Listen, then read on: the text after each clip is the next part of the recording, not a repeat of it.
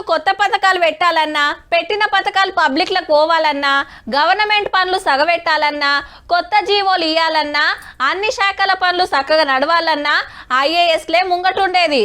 జిల్లా కలెక్టర్ల కాంచెల్లి సర్కార్ హ్యాండ్వర్ల పనిచేసే స్పెషల్ ఆఫీసర్ల దాకా ఏలువడంతా ఆళ్ళ చేతిలోనే ఉంటుంది.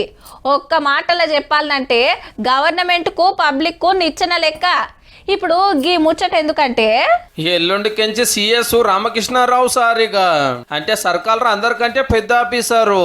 ఇప్పుడున్న శాంతకుమారి మేడం బుధవారం రిటైర్ కాగానే గా సీట్లకి ఈసారి వస్తాడు అన్నట్టు. మస్తు సీనియర్ ఐఏఎస్ ఆఫీసరు. ఇప్పుడు పైసల శాఖకు పెబ్బ 14 మాటల బడ్జెట్ తయారు చేసిన అనుభవం అంటే చూడండిగా. సెంటర్కి వెళ్ళి పైసలు తెప్పించుట్లా పైసా ఉట్టించుట్లా పేరు పోయింది కాబట్టి అంత పెద్ద పోస్టులకు తీసుకురు అన్నట్టు. 4 నెలలు సిఎస్ పదవులు ఉంటాడు సారు. అట్లనే 20 మంది ఐఏఎస్ ఆఫీసర్లను ట్రాన్స్ఫర్ చేస్తే అందులో స్మితా సబర్వాల్ మేడం కూడా ఉంది. టూరిజం శాఖకి పైసల శాఖకు పంపింది సర్కారు. ఇంతకు మునుపు కూడా ఈడనే ఉండే. గచ్చిబౌలి భూముల గురించి సోషల్ మీడియాలో పోస్టులు పెట్టినప్పుడే ప్రచారం అయింది గవర్నమెంట్ ఆఫీసర్లు గిట్లా చేసుడేందని. పోలీసులు నోటీసులు ఇస్తే ఫేక్ ఫోటో షేర్ చేసిన 2000 మందికి కూడా నోటీసులు ఇస్తారా అని క్వశ్చన్ చేసి హైదరాబాద్ లో అందాల పోటీలు దిగ్విజయం చేయాలనే జిజ్జు మీద ఉన్న మేడం ఇక ఈ పనులు కూడా చూసుకోవద్దు.